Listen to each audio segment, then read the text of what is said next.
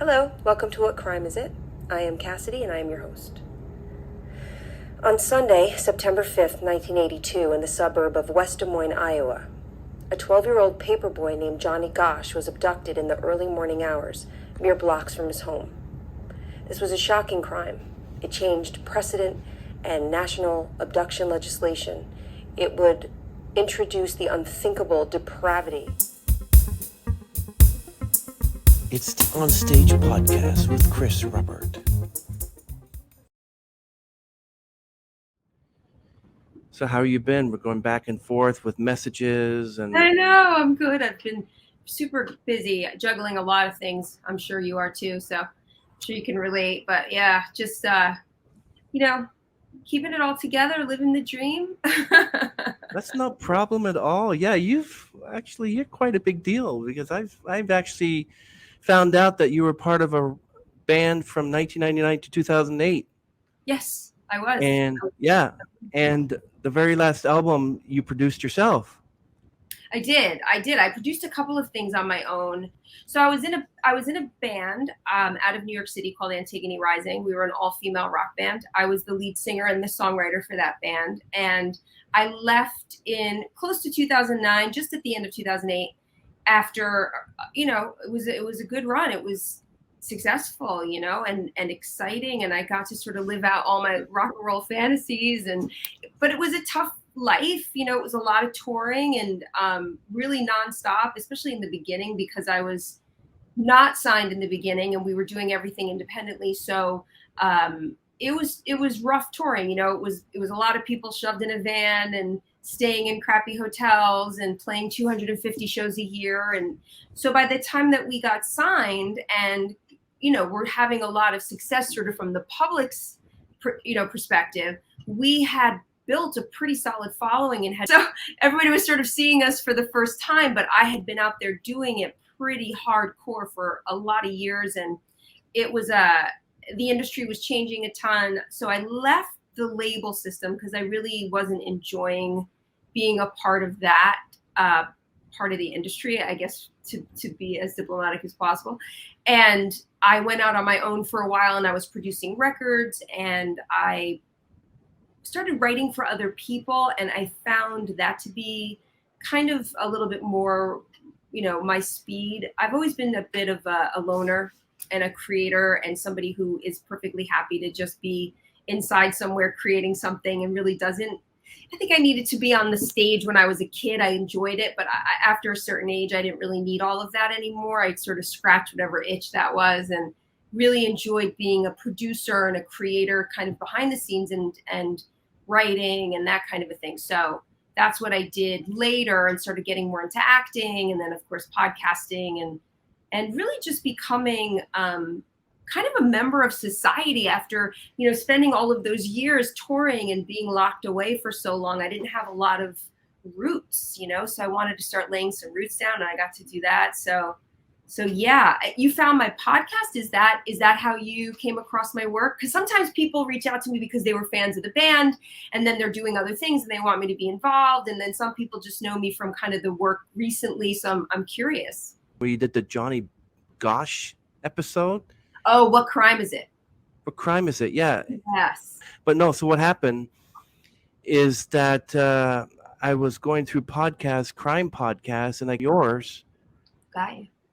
And you were doing a Johnny Gosch one. And I thought, wait a minute, Cassidy? No. And I look and I discovered, oh, it's that Cassidy. You're kidding. So I thought I'm going to reach out to her because... the Johnny Gosch episode, I will tell you, has gotten a lot of attention and I've gotten a lot of messages about that and I've gotten a lot of private messages about it and people really enjoyed that one and I'm so pleased about that. I have always been so fascinated by that story because of just how detailed it is. I had to do it in 3 parts. Some of these podcasts that I do are because of my own fascination about these stories. And it's something that I started doing during quarantine and I really enjoyed it. I was working with a producer and I found it to be really fun and I love doing the research and I love doing the writing. It just became a little bit of an undertaking as far as having to figure out YouTube and the way that all of that works and And I realized that the really successful people are doing it every day, and they're putting out content, constantly, and it's very, very labor intensive. So I think I learned a lesson with that last one in terms of how to do it and how to make it, how to make it more visible, but also how good all of these podcasts are. We wanted to raise the bar a little bit. So anything that I do in the future, I'm going to try to take a little bit of more visuals and to try to do a little bit better in terms of getting it out there and letting people see it, Well, before we get into talking about your music, I'm going to put this out there. It all started, my interest in mystery started a long time ago with Unsolved Mysteries with Robert Stack. So what I did is I watched and binge watched the Unsolved Mysteries on the Amazon, watched every single episode. And then I got into the national park disappearances with Rusty West.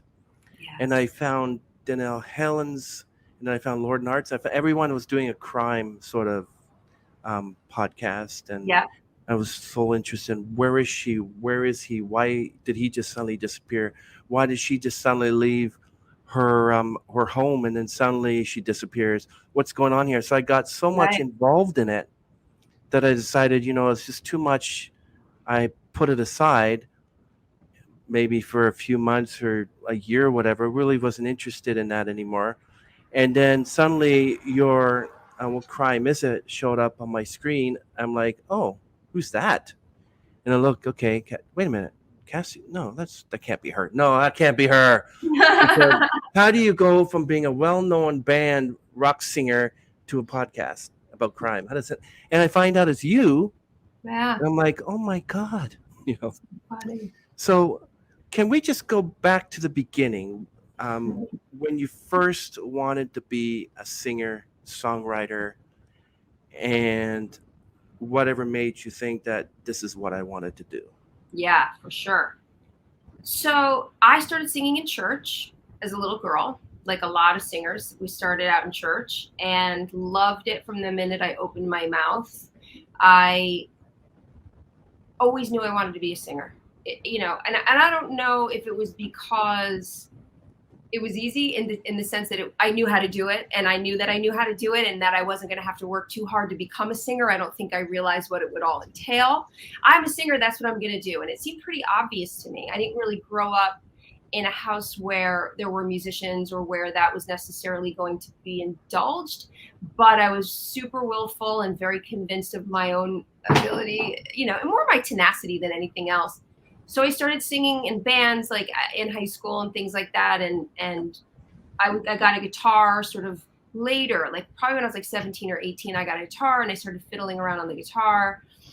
And pretty quickly, I realized that I wanted to take the route of being a singer-songwriter. I listened to, at the time when I was a kid, my mom always had Fleetwood Mac records on and Bonnie Raitt and Little River Band, and just these bands that were 3-part harmonies, writing a lot of songs, and some of them like a lot of strong female leads like Pat Benatar, and I loved Heart, and I loved all of those women and what they sort of stood for. And then as I started to get older and was sort of old enough now to really be out in the world and do a band, it was during that period where Alanis Morissette had broken, and it was PJ Harvey and Sarah McLachlan and the Indigo Girls and Fiona Apple, and they were all really, I feel like they were they were pretty much bigger than anybody at that point, like female music, which hasn't really been the case really before or since.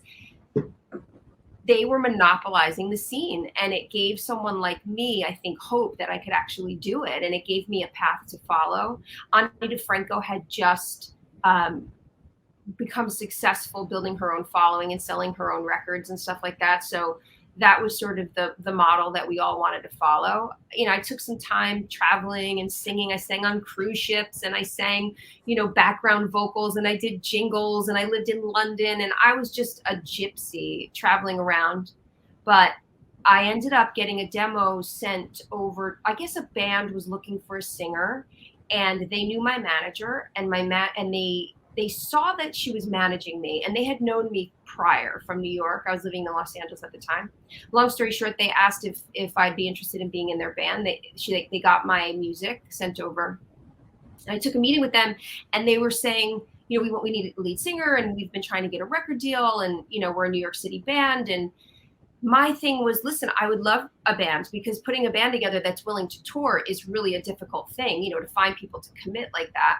So I agreed, but I wanted to change the sound of the band. The band was really sort of folk and a little bit formulaic in the way that they were writing songs. No diss to them. It wasn't that they were bad songs, but I just could tell that they had been sort of massaged a lot by producers and people trying to get them signed. And my feeling was, listen, let's turn our back on all of that. Ani DeFranco just did it. Let's write our own songs. Let's build our own fan base. Let's make our own records. And the industry will come to us. And that's exactly what happened. About 5 or 6 years later, the industry, every single record label wanted the band and wanted to sign the band, you know, but it took a lot of time. So that was, you know, it really kind of, I don't think that I had another plan. So that sort of laser focus is what I think got me there ultimately. It was all I wanted to do, and I wanted to make that happen. And we did. And thank God we had 5 of us that, you know, had the same vision at the very least, that wanted to work that hard. So that's that part of it.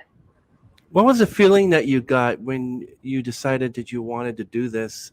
Did you think that maybe you're good enough to do something else than music, or was music you were dead set, I want to be a musician? Boom. Yeah, I know that when I was growing up, I always wanted to do acting. I always wanted to do plays and musical theater. I loved all of that, but I wasn't even to this day I'm not, but back then in particular, it was, you know, it was shows like Les Mis, even Annie, like as I was growing up. And these were the types of voices and types of sort of ingenue characters that I was nothing like. I had a belter's voice. It was, you know, it was big and it was a little bit raspy, and the way that I looked, you know, kind of everything about me. There was nothing wafy about me. There was nothing sort of demure and that sort of classical ingenue style. I was not that girl. So I never could quite land those roles. I saw myself as a lead always. I mean, that's a lot of hubris and kind of embarrassing to admit. But the truth is, I didn't see myself sort of playing the best friend. I always felt like I'm the lead, like that's what I am. But I knew that I would have to create my own vehicle if I wanted people to see me as a lead anything, because there was a lot of rejection in those early days. So the band, while I don't know that I definitely saw myself being in a band. I don't know if it was necessarily clear that all I want to do in life is ever be in a band. But I knew that I needed to create my own vehicle, and that I was a songwriter, and that if I wanted to be seen and be taken seriously, I was going to have to do it this way. And it was almost like as I was having the idea, the opportunity started to present itself, and everything sort of came together. You know, it wasn't like I had 5,000 opportunities. You know, there was this very real opportunity to start in a very, you know, unknown band. But I saw it as a way for me to create the future that I wanted for myself. And so it ended up being the band. And I think part of the reason why I left ultimately is because I had other interests, you know, and there are a lot of other things that I felt I was skilled in, curious about, and didn't want to just be known for one thing my whole life. And certainly it's taken a few years, you know, to find my way, because once you leave something that's so high profile like that, a lot of people don't want to accept the next things that you're doing, or they're disappointed that you left, which of course I understand. I've never really spoken publicly about why I left or what happened, you know, other than to say that I was burnt out. But, you know, I had my reasons, and I really just needed to do that. I was sick by the time I left that band, physically sick from working so much and being pushed kind of beyond my limits. And I didn't always want to be like the girl who's screaming in the microphone, that intimidating girl at the microphone that was, I think, probably being perceived as more of a badass than Cassidy really is, like as a person. So I became a little bit aware of how my persona was starting to develop publicly, and I couldn't really live up to that. You know, I'm a little bit of a disappointing rock star off the stage, I think. You know, so yeah. If someone came up to you and said, I wanted to be a musician or I wanted to be a singer-songwriter, what do you think is the most important personality trait or strength someone would need to be successful? You know, it's a good question. And I think that and the reason I pause is because immediately what comes to mind, right, is you say it needs to be somebody who is, who's just laser focused on that goal, who knows exactly what they want, who understands social media, who understands how to market themselves, who knows how to show up and how to do the job and how to be consistent, and who enjoys attention, right? Those are all those basic things.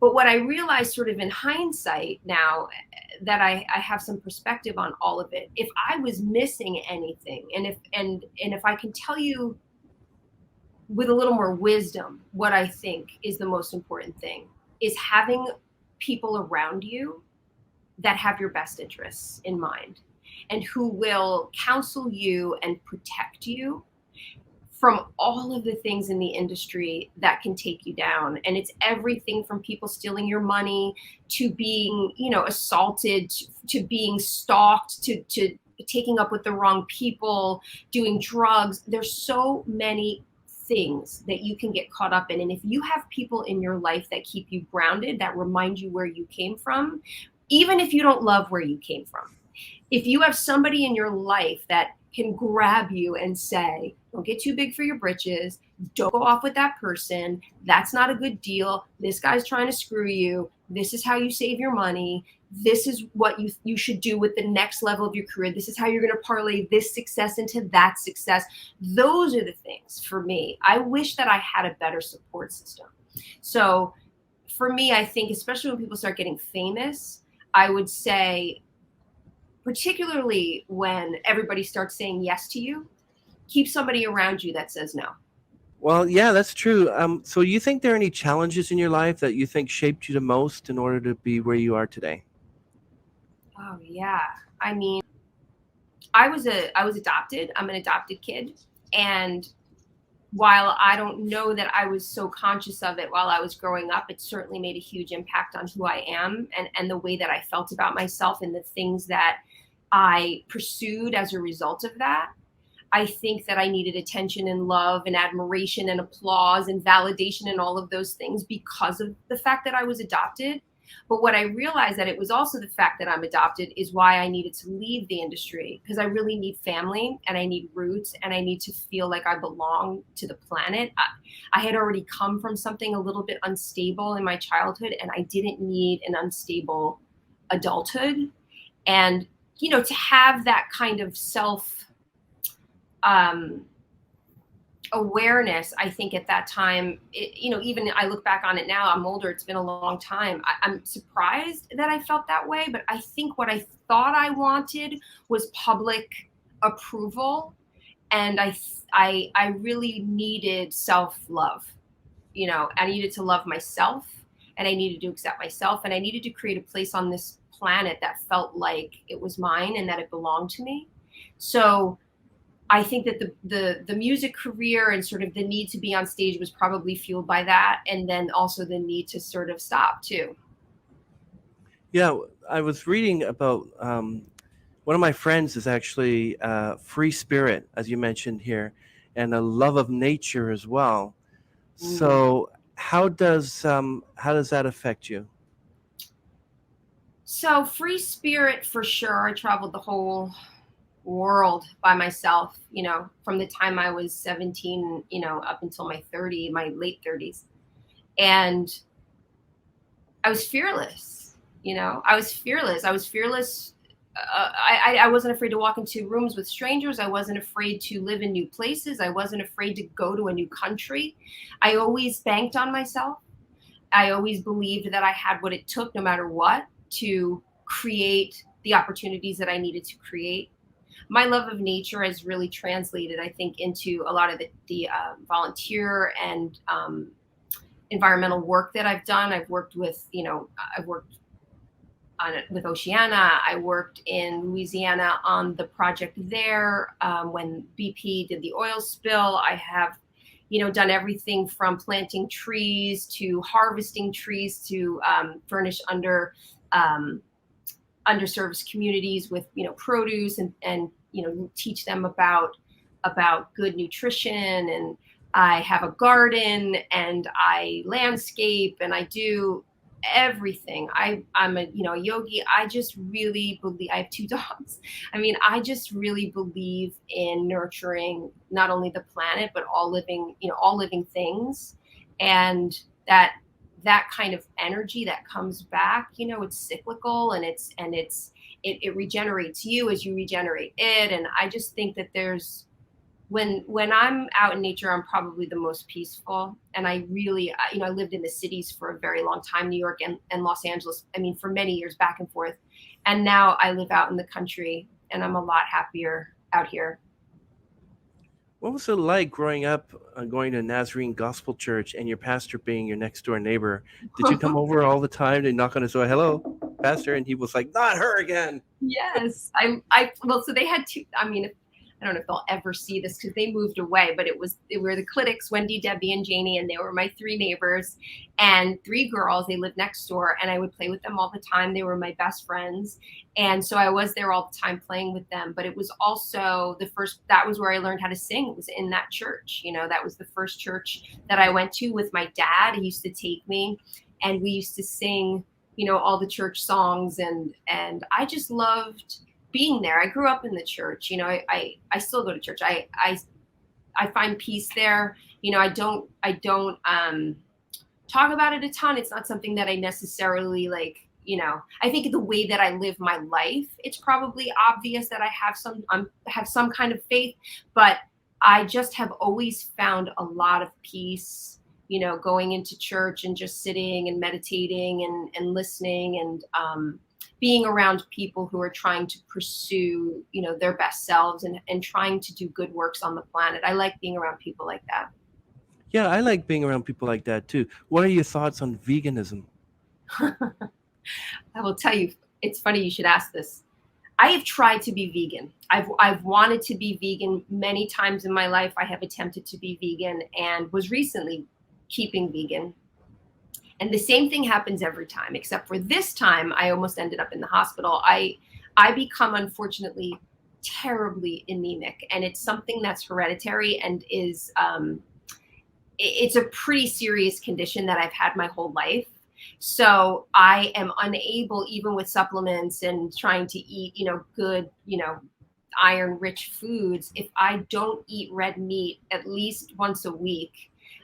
This last time my iron was so low, the doctor literally said, I don't even know how you're standing. Like, you should be in the hospital. And he said, we're going to give you a blood transfusion. And I said, no, you're not. No blood transfusions. He said, okay. So they had to give me, they had to give me intravenous iron in like two different sessions so that I could get enough iron in my body. And he said, you can't be vegan. He said, listen, maybe there's somebody that can help you with that, but you would have to go see somebody to really figure that out. He said, but I don't think that you have the makeup to be vegan. So when I eat red meat, I eat very, grass-fed, non-GMO, and I don't do it very often. And I always sort of say a word before I do it. And it's just to keep me healthy. And so I think for that reason, I justify it. But no, if I could be vegan, I would. Yeah, I have a friend who's a staunch vegan, but he does it because he's compassionate against animals. Yeah. And with me, it's like, well, you eat cows and lambs and all sorts of other meats like chicken, but you love dogs, you love cats, so how come you don't eat them? And I'm like, oh yeah, okay. So it kind of makes me think about that. And I may not be a vegan, but I actually respect the person who's vegan. And whenever I attend like a function or go maybe out for dinner with a friend who's vegan, I always eat vegan. I don't mind it at all. Most people are like, oh, I hate that. I'd rather have a ham sandwich. And they kind of like shove their nose at it, right? But with me, it's like, have respect. You got to respect everyone, even their own faith as well. Because exactly. you can learn a lot from everyone. Sure. I think that, you can, I mean, I don't eat meat other than that. So I'll eat like red meat once a week. But that's it. So I keep sort of vegan in every other way, but I agree. I mean, I get it. I'm an animal lover. And so it's a difficult thing for me too. It's a difficult thing. And I totally understand where they're coming from. But I also am with you in the sense that I don't like judging people for what they do or making people feel bad about what their decisions are, whether they're vegan or not vegan, or if they smoke or they don't smoke. It's, if you love somebody, you can let them know. Boy, that would be a lot healthier if you didn't do that. But to judge people for their choices, it seems a little too much. Yeah, I asked an opera singer if there's opera singers that smoke, and there's actually a very few opera singers and sopranos that actually smoke, but you're not supposed to, because when you sing, you're supposed to press your chest out like this, fill your diaphragm. But if you're constantly going, Nessun Dorma, you don't want to do that, right? Because people in the audience are going, so, but it's good, and also I noticed that you're Reiki yoga as well. Does this actually help you to sing better when you're doing Reiki yoga, or what's your creative process? How do you go about writing a song? Do you do a little bit of yoga? Do you go for a walk? Do you have a certain type of food or drink? And then you think, are you like, I noticed that Diane Warren. I know Diane Warren too. She's a great prolific songwriter. Oh, yeah. And she said that whenever she goes into wanting to write a song, she goes into her private space in a private room, and it just comes to her. Is that what happens to you? You have to be alone in order to come up? Have you ever seen her private room? Have you ever been there? No. Oh my gosh, that thing is amazing. She has stacks and stacks and stacks of cassette tapes of things that she's written in a room with a piano in her studio in Los Angeles. I'm assuming she still has it. She's a genius. I met her at a party, and I had the absolute honor of being able to work with her. Diane Warren, for anybody who's watching who doesn't know who that is, look her up. She's written everything and worked with everyone. She is she's one of the greatest songwriters of our time. So there was a few questions there. So in terms of yoga, so Reiki is separate from yoga. So I'm certified in yoga and in Reiki. Reiki is energy healing, something that you do with your hands. Yoga obviously is yoga, and I'm certified in Yin, Bikram, and Vinyasa. And it started out just as a passion because I had back problems from all the touring, and jumping around the stage. And then I also had a lot of anxiety. So I started going to yoga just as a student and fell madly in love with it. And I needed to know every single thing there was to know about it. So I got so deep into it that I got all of my certifications.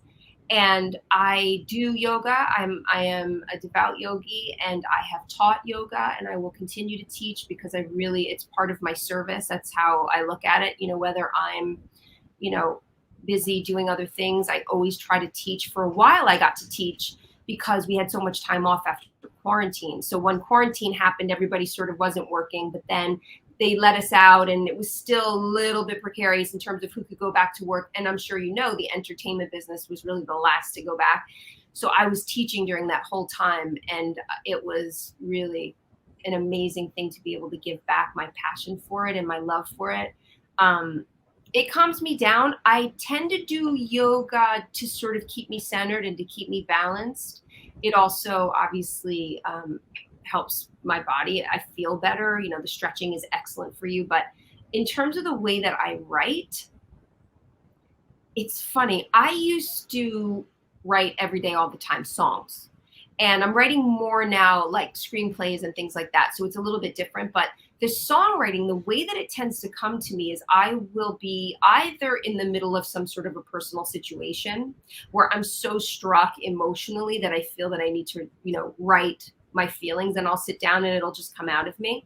There are other times that I will hear something, somebody will say like, something clever, or they'll make me laugh, or they'll say something that sort of strikes a chord with me, and I love the phrase, or I love the way it was said, or the word, or a phrase will come to me, and I'll want to write something just around that.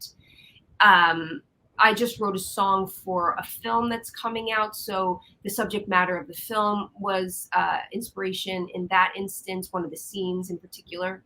So it kind of depends. Songwriting for me, when you co-write, sometimes you'll go into a room like in Nashville. Those guys are really they're business people. You know, you go in and you have a session and you make an appointment and you sit down with this, you know, famous songwriter who's written a million hits, and they'll say, okay, what are we going to write about today? And then when you leave that room, you've got a song. Like, it's, you know, it's super clinical, and they end up writing unbelievable songs. So I learned a discipline, I think, working with people like that. So it changed a little bit about like the way that I go about it now. You know, I'm a little more strategic because I got to work with really successful songwriters who approach it more, you know, it's more scientific, you know, the way that you do it. And I think that there's something to that. You don't want to lose your creativity, but there is something to the formula of it as well. That's interesting story. But the one thing also, I found that you had actually sung alongside of the late Robert Palmer as well. What was it like? He was awesome. I was so young when I did that. Oh my gosh, I don't even know how young I was, but he was awesome. He was, you know, and I don't know if this is because I was so young at the time. When I was growing up, I just thought he was going to be very proper and very kind of serious. And I don't know why I would have thought that, but I guess because he used to wear a suit all the time on stage. And when I met him, he was so awesome. He was such a nice person. He was so fun to hang out with. He had this very beautiful young wife that used to come and hang out with everybody, and she was lovely. And it was a lot of fun to be around him and his band. I learned a lot, you know, in those early days. I got to work with a lot of people before I had my own band that were super successful. And I could see, even at those high levels, you know, you can still tell that little things matter, right? The food that you eat and where you're sleeping and what the, you know, backstage is like, and just all of those things that you deal with even on the club level, you're still kind of dealing with at that level too. But he was good humored, he was good natured, and he would always throw parties after the shows. He was awesome. Yeah, but I noticed that not only did you tour with Rolling Stones, Aerosmith, Greg Allman as well, and Steve Perry, who you became friends with, did they give you a little bit of instruction and help in how to, number one, be a songwriter, and number two, how to write music, how to perform, and also this nervousness as well? Because I was actually speaking to a lot of musicians, and they said that even after 50 or 60 times performing, they still get nervous. How do you deal with the nervousness, especially when you're singing alongside these legendary acts as well? Like, I mean, I want to do a duet with Josh Groban, but I wouldn't be standing there singing with him. I'd be going like, wow, Josh Groban, you know. And yeah. I think my confidence was, some of it was my youth, right? The naivete of it all. I think that I get more nervous now than I did then. And by the time that I met a lot of those people, I had enjoyed a lot of success with the band. And so there was a lot of confidence in terms of, I knew what it was that I did, and I knew what it was that my audience wanted. But certainly when you're getting up in front of the Rolling Stones audience, you panic a little bit because you know that this could go either way. Either they're going to be into it, or they're going to start throwing things at you, because fans like that are there to see the Stones. They're not there to see you. So there was always a lot of pressure that I put on myself more than anything to make sure that the shows were super good and strong, and that we were there to entertain people. And, you know, maybe I was a little too intense even with the band. You know, I can be super critical of myself. And I think that my concern was always that people, you know, weren't going to like us. I would always think about the worst case scenario and then try to somehow prepare us to be like above any criticism. And that's not possible, certainly. And that a lot of that came from my own anxiety.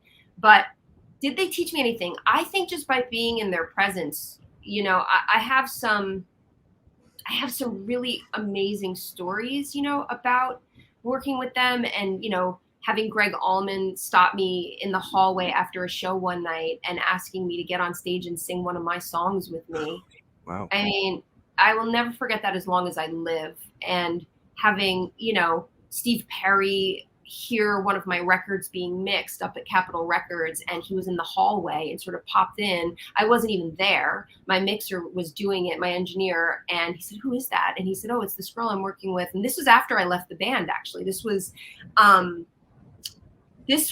probably my first solo album after I left the band, or my second solo album. I wasn't signed anymore. I had a benefit. I left the record label. I wasn't dropped, but I left the record label, and I wanted to do it on my own. And I got a benefactor, and I was very lucky to get that. And I was making a record, and it was being mixed up in Capitol Records. And he walked in and asked who it was.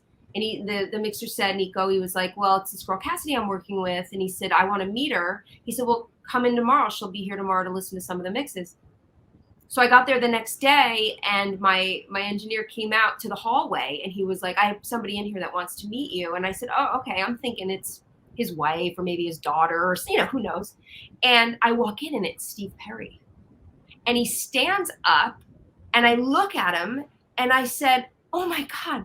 I said, "You taught me how to sing," because I used to always sing to his records, you know, when I was a kid. And he goes, "Well, no wonder you sound so good." So I cracked up, and he gave me this big hug, and he ended up singing on my record with me, and he wanted me to write songs for him, but he hadn't done any singing in years and years and years.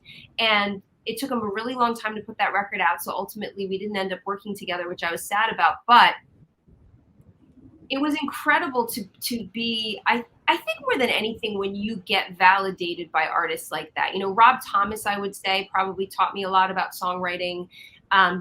You know, he and I wrote together quite a bit, and we toured together, and he became a friend at the time. And he was such a strong and prolific songwriter. It was awesome, not only to sort of watch him write songs, but to also watch how easily he handled his fame and his success, and how he was is happily married, and how the people in his band were all friends. At the time he was solo. He was still with Matchbox, but he was doing his solo thing. And you could just tell that everybody around him really adored him, and he had a very calm and easy manner about him that I really admired, because, you know, his career is huge, but it was particularly huge at the time because he was kind of fresh off of the Santana song, and he had done a very successful tour after that, and then he was doing his solo stuff, and it was getting a lot of attention. But he always kind of handled it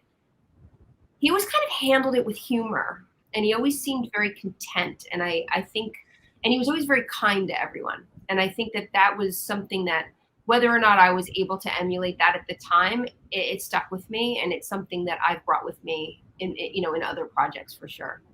Yeah, I can imagine if, like, let me guess, does Steve Perry go, "Oh, Cassidy, oh," remember, "Oh, Sherry, oh, Cassidy"? Did he do that at all? No, but he did. Oh.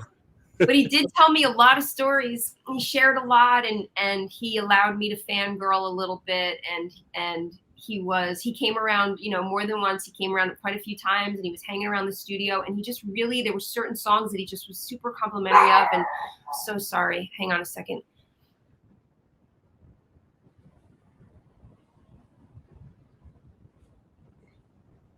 Sorry about that.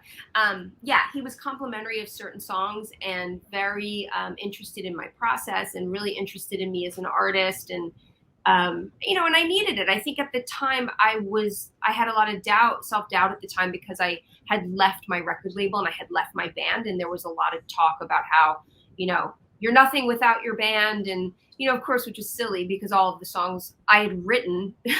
So, you know, I wasn't worried so much about not being able to do it again. I just didn't know if I wanted to do it again. And I think that a lot of my projects after that probably came across as a little half-hearted, because I wasn't entirely sure. And I think it took me a long time to realize that I don't have to do that if I don't want to. I don't have to be Cassidy, the rock star, if that doesn't feel like who I am anymore, if that doesn't feel like what how I want my future to go. And I grappled with that for a very, very long time. You know, that was probably the hardest part of all of it. Yeah, I'm reading about Antigone Rising, and you were actually a band from 1999 to 2008, and then you just suddenly end it because Yeah. you mentioned earlier that you just, I guess I can say you just couldn't stand it anymore, or you just wanted to move on. Yeah, I think it's a little bit of everything. They continued on with the name. They've changed the sound and they've changed some the configuration of the band, so it's very different than what we were doing. But and I don't believe they have a record deal anymore either. I think that they're doing it independently. But they yeah, I burned out on it. I was being worked to death, like you do in the industry. Once you start making people money, they don't want you to stop. And like I said, I had been doing it for years and years before we ever got our record deal. So it ended up being something that by the time people sort of knew who we weren't a new band. We'd been around for a while, and I was burnt out and I was exhausted. And if I'm being completely honest, we weren't really friends, the girls in the band. We lightning struck and we got really lucky and we went for it. And we could tell that we had something special in terms of the kind of music we were doing, but I don't know that we all enjoyed each other's company. And you can do that. You can be in a situation in a cast or on a TV show or in a band with people who you think, well, we do this project together, but I wouldn't necessarily, be friends with them outside of here. But it's quite a different thing when you are living with these people 24/7, year after year, in buses and vans and in hotels and backstage. And this is who you're spending all of your time with. And I found myself in the end to just be kind of deeply unhappy. And there was such a contradiction in terms of, all of the interviews I was doing and all of the shows on stage, the person that you saw and kind of the person who was behind the scenes. I was isolated and I was lonely and I was getting physically sick from all of the work. And I just knew that I needed to, even though I didn't know how to do anything else. And by that point I was in my 30s. So it's scary, to say, I don't want to do this anymore. What am I going to do with my life? But I had to make that decision. And it's, I was in my late 30s. I was already almost 40, but I needed to make that change. And it's taken time. It doesn't happen overnight. I certainly had to, I tried to stay in the industry, but again, it was half-hearted. It wasn't really what I wanted to be doing. And I'm a strong believer in you get back what you put out. And my energy was a little bit weak. So the results were a little bit weak, and that wasn't intentional. I think that I thought I was trying really hard, but if I'm being honest, I always had a bit of a question mark about, do I really love this, or is this just what I did because I was young and I had a very romanticized view of what it would be? Plus the industry was changing. Let's not forget the industry and the sound and the things that were being expected of artists changed a lot. I wasn't, particularly interested in sharing every single detail of my life. I had stalkers. I had people who were, really coming after me in a very frightening way. And the thought that I was going to have to now go on social media and tell everybody every single thing about myself in order to have a career was counterintuitive, because it was dangerous, for me, and frightening. And I absolutely did not want to do that. So that played a part as well, for sure. Antigone Rising was a great band because you got songs like "Don't Look Back," called here. I lost it here. "Hello, Waiting, Watching, Wishing." Beautiful songs. And then you have so Cassidy and the Music on YouTube. Cassidy and the Music. Yeah, you got some really good songs on there too. You're a very prolific songwriter. Amazing. Thank you. Yeah, I've And written a lot of songs. A lot of songs. Enough to fill 10 albums that haven't even come out yet, for sure. Oh yeah. why not? Yeah. It costs a lot of money. So essentially, I will. I have a home studio. I just don't love producing albums myself, but eventually I will. I keep saying I'm going to put out an album with all the basement tapes, and I will do that for sure someday. Well, you used and managed a 1.5 million business plan, securing third-party funding, resulting in the writing production of 4 albums. You're quite a businesswoman. That's amazing. Look at all these accolades. Absolutely amazing. You're also a trained ornithologist. I think that has to do with Reiki, doesn't it? What is an orthodontist? Birds. Birds. Yes. Yeah. Birds. You like to save the birds as well. Yes. Reading about Yeah, that. well, I was doing that for a while and I loved it. It was fantastic. But it's, I'm a bit of a jack of all trades, maybe a master of none, or maybe of just one barely. But I enjoy trying different things, and it's not always what people, particularly in my industry, do, are constantly rebranding themselves. And I think that it can come across a little bit like, because I'm not having success with other things. That's not the case. I've had a lot of success, and I'm blessed to be able to say that. I bore easily. I'm a very creative person.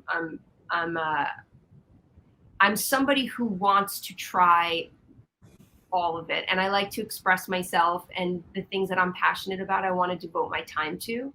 So I have spent a lot of time trying a lot of different things and not really keeping myself in one lane, and that was intentional. Yeah. Does anybody recognize you? But people do recognize me in weird, in unexpected ways, at times that I don't expect. Let's put it that way. There'll be somebody who'll be looking at me and say, "Why do you look familiar? Who do you look?" They'll say, "Who do you look like?" They'll start with that, and I'll go, well, I've gotten this and I've gotten that, and they'll go, "No, do I know you from somewhere?" And I'll laugh and I'll think, oh God, my face was in every Starbucks for, like huge. My head was in every Starbucks in North America for a really long time. So that could be, and it was in like Times Square, so that could be what they're seeing. But it makes me laugh because sometimes I'm like, oh, I'm not going to say anything. And then sometimes I think, well, let me let them off the hook. Tell us about the Starbucks Here Music debut. What is that one about? So when we were signed to Atlantic, at the time, Starbucks they were literally building 1,000 stores a month. They were in their huge growth spurt, and Howard Schultz was, being hailed as one of the greatest CEOs of all time. Certainly that was a controversial opinion of him, because I think a lot of people felt that he was putting mom and pop coffee shops out of business. And I will reserve my opinion on that for now, but I understand where people are coming from with that for sure. At the time, we had gotten signed to Atlantic. Starbucks in the beginning, and I don't know if you remember, but they used to do these albums where it would be like Sheryl Crow's favorite songs, and then it would be like a playlist that she maybe chose for a record, and she would probably get some points on the record and some licensing, and they did it with several artists. But they were looking to launch their own record label, so they wanted to sign an artist or a band to put in their stores that they would then partner with either that band's label, or they would sign that band themselves if they didn't have a label. And they wanted to put the records in all of their stores, and they wanted to play their music in the stores, and then they wanted to release the music through their label. So they began their search, and the president of our label, our then president, Jason Flom, put us in front of the executives, and they had gone to all of the record labels. They'd gone to, Sony and Capitol, and they'd seen, everybody paraded their latest artist and who they wanted signed. And we sang in their office, the three of us, with, 2 guitars and 3 harmonies, and we just sang some songs for them, and they chose our band. So it was Atlantic in conjunction with Starbucks Here Music, and we ended up being released in conjunction. We had already been on Atlantic, but the two of them sort of teamed up, and it hadn't been done before up until that point. So we were the first ones. And so because we were the first ones, we really enjoyed a lot of press, for that. We ended up being on Reuters, and it was, in the New York Times, and it was a very, very big deal at the time. It was huge. Yeah, very big deal. So when you were doing endorsements for 7 Jeans, Mustang Cars, Motorola, and Gap, did they actually give you any free jeans or a free car? Or do you know that I still, as a matter of fact, I'm having a garage sale this weekend because I have so many clothes and I can't take it anymore. I literally don't have room in my house. So I'm having a huge garage sale, but it's not going to be like junk. I have sort of telling people it's fashion. It's like all really kind of high-end stuff, because a lot of these designers did give me so much stuff. And a lot of it is still really good and really nice, and something that you would wear, forever, timeless things from the Gap and from 7 Jeans. I must have gotten 15 pairs of jeans from 7 Jeans. I got a ton of jackets and sweaters and pajamas and jeans and all kinds of things from the Gap. I got really, really lucky with all of that. You know, I always laugh too, because I always say the more successful an artist becomes and the more money they make, the more free stuff they get, which literally makes no sense, because when you're broke, what you need is a new pair of jeans. If you see old videos of me, which are sadly everywhere, I'm wearing the same shoes and the same pair of jeans and probably the same t-shirt and all of them, because we were so broke and I stunk and I mean, it was awful. But, you know, you become successful and people start wanting to give you free stuff. It's just, I always found that kind of funny. But no free Mustang. No free Mustang. No, that was actually, so that was the Mustang commercial. I'm just trying to remember now. That was an ad for Mustang that we did that was an ad for Mustang, correct. I don't remember. I'm sure we got something from them. Motorola, when they sponsored us, they gave us phones. I remember that was great. The Razor phone was new at the time, and we all got Razor phones. I'll never forget that. That was huge, because, you know, we could not afford to buy a phone. So that was big. But yeah, you get a lot of fun free stuff when they want you to promote their gear. Yeah, it was awesome. Everybody was always really nice to us too. I have nothing but positive things to say about those experiences. I never had any issues with anybody in the corporate offices or anything like that. You know, for me, it was really, you know, there were a few designers that were a little creepy, and there were a few people who didn't act gentlemanly, let's put it that way. But I was always treated respectfully, and the corporate companies that you know did sponsorships for us, or that, you know, we were lucky enough to do commercials and stuff for, they were always just so generous and so happy to be working with us. So yeah, all good memories. Yeah, that's awesome, because not every female musician like yourself would be treated with respect. Many of them have things happen to them which they don't want a memory of at all. And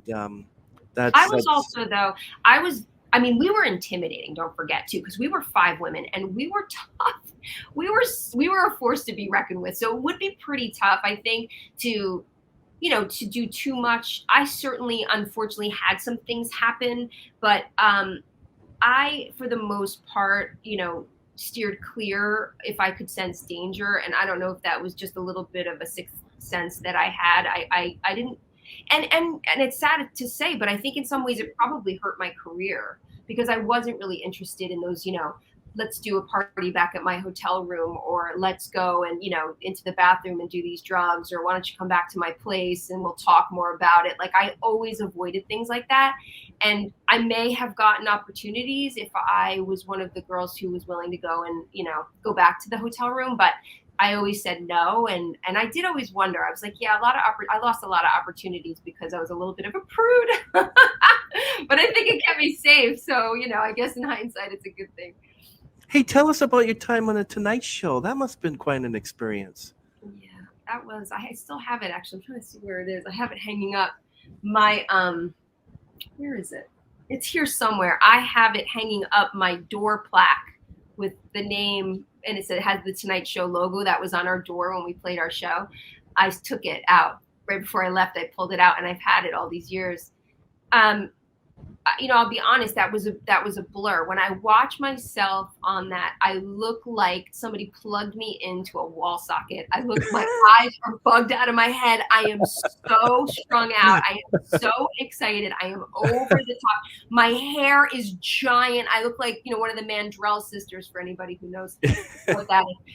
They did our hair really big, and we're wearing sparkles, and I'm like, I don't look anything like myself. And so it's a little tough to watch for that reason, because I just am electrified and I look crazy. But it was exciting, and it was, you know, really, I think a lot of these things are kind of proud moments for the people that love you, you know, and your friends and your family, and the people that are. I learned that there was the hometown that I grew up in, apparently the local bar was like filled with people watching. I could cry.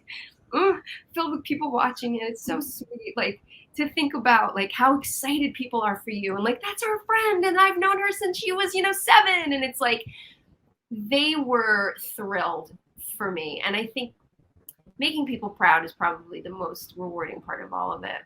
Leno or Jimmy Fallon? I can't remember. That was Jay Leno. Jay Leno, yeah.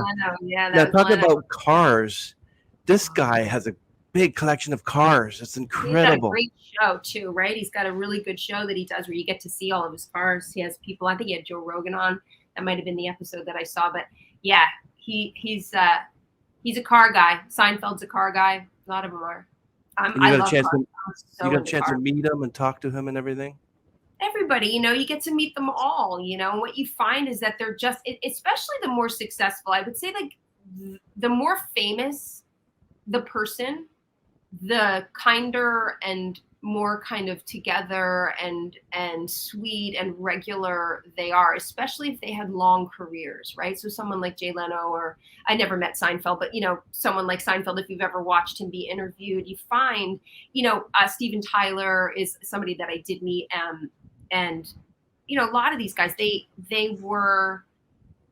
been famous for so long, so they've got nothing to prove anymore. They're not trying to compete. It's no skin off their nose if we're up there and the crowd loves us and people are on their feet. They're thrilled. It doesn't threaten them.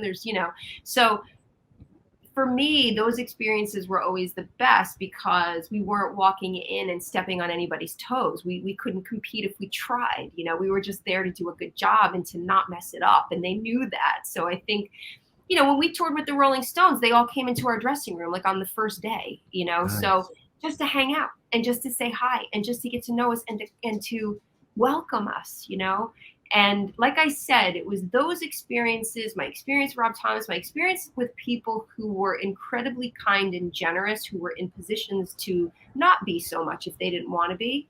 I learned very, very important lessons from that, to not, to just to keep your wits about you, and that you don't have that whole star affect that you see a lot now, especially, it's not necessary, and it kind of turns me off. Hang on one second. I'm so sorry.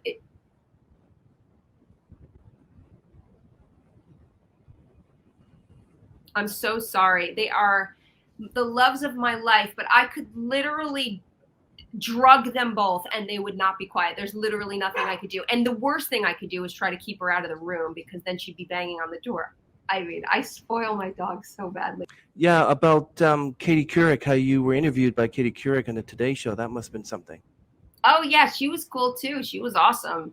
I mean, the Today Show was incredible. Another perfect example, of just people being so excited, that you're doing this thing. And I would say that one is probably a little bit more close to, the reality of what, of everything. We looked a little bit better that time, but that was awesome. She was fun, and she spent a lot of time talking to us. She was really kind and warm. She talked a little bit about her daughters. She had girls, so at the time they were young. So she was, she had made a comment about how, because at the time Paris Hilton was becoming very famous, and the tides were starting to shift a little bit. But she was talking about how the fact that we were sort of an empowered group of women, and that she really kind of loved that based on some of the other things that were being released at the time. What would you think the world will look like in 5 years? Because we had the pandemic and it hit people hard, as we were discussing. So what do you think the world will look like in 5 years? Oh, man alive. Well, without getting myself in trouble with anybody, I've been disappointed, with my party and with what's happened in the world. I don't think that we're headed in a good direction. So my hope would be that some leadership will come in and turn the ship around. I try to remain positive as far as that goes. I'm a little concerned about the way people are fighting and the way that somehow we've been convinced to see each other as other, no matter what it is, and that everybody has to identify in a group of some kind. And if you're not in my group, then you're bad. I think that there's a little bit of a backlash coming. I really hope that that's true. I see an effort to quiet dissenting voices. And so if that is successful, I think we're in trouble. But I think if we can keep our freedom of speech, I think that there are going to be a lot of people who are going to start to push back a little bit and try to create a little more unity. So my wish for this country in 5 years, the world in 5 years, is that we'll put a lot of this stuff behind us, and that there will be people in place who will encourage not only abundance and success and prosperity and good things for the people of this country, but also unity and a little bit more understanding. I would like to see more promotion of that. So that's my hope for it. And then, obviously there's the opposite sort of dread, that it will continue to go in the direction that it's going. And if that's the case, then it's sad. I just hope that everybody continues to ask questions and diversify where you get your information. Don't just get it from one source. That would be my advice. Well, and I left the greatest, deepest question for the last. What is the meaning of life, according to you? What's the meaning of life according to Cassidy? The meaning of life, according to Cassidy, I think is about love. I think it's about giving and receiving love and making human connection.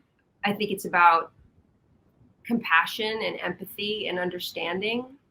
I think it's about finding a peaceful place within yourself so that you can share that with the world, But I do think that at the end of the day, life without love and without people to share it with, even if it's to just give back to a community or to give back to people who are less fortunate to you or to give back to the earth, I think without showing that kind of positivity and love, I think life can be pretty empty. So for me, it's about love. You didn't mention anything about God in there. The meaning of life is God is love, right? So to me, it's about, for me personally, I try to conduct myself in the image of God always.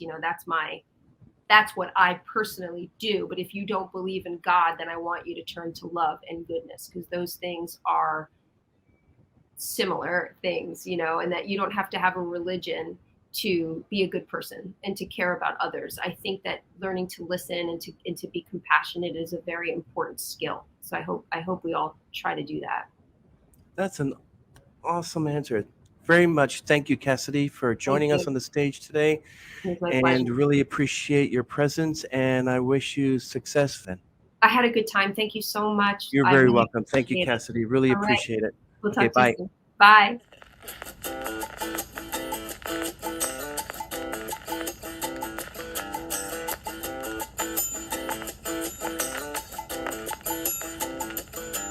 Now came to the light, I lost some time riding on the party bus. Burned by the sun, chicken fried done, became a divided